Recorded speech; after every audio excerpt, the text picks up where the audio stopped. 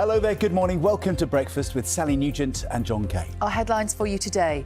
Well, let's get the very latest now from our chief political correspondent. We're joined now on the programme by Richard Tice, leader of Reform UK. Oh. Thank you, John. We know that Rishi Sunak is travelling to Warsaw this morning, where he will meet the Polish Prime Minister and the head of NATO and promise more money to support Ukraine. The former US President Donald Trump is expected back in court in New York later, accused of trying to cover up alleged hush money payments to a porn star before the 2016 election. Let's get the very latest from our correspondent, Gary O'Donoghue, who is there for us. Morning, Gary. So, what have the jury been hearing so far? The Metropolitan Police has agreed that an independent police force will review its investigation into the murder of Stephen Lawrence back in 1993. Well, the Welsh Transport Secretary will give more details later about the plan to revert speed limits on many roads back to 30 miles an hour, just 7 months after they were changed to 20 miles an hour. Ken Skates is expected to address the Senate about the controversial scheme. More from our Wales correspondent, Howell Griffith. 13 minutes past 6 on the 23rd of April, St George's Day. Happy St George's Day. People across England celebrating their patron saint in all kinds of ways.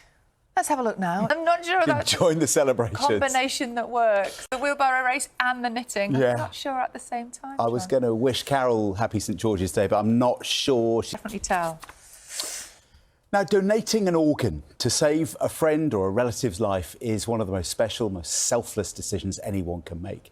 But a direct donation will only work if the tissue types match up.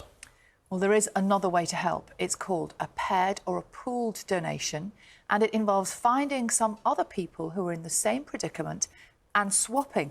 Our health correspondent, Michelle Roberts, has been to see how it can work. What a moment. And we can tell you that Destiny Ray has now had her transplant, and we are going to find out how it went, how she is, when we speak to her and her mum, Maria, just after 8 o'clock here on the programme. Be great, won't it? Yes. Catching up with them. Right, 20 past 6.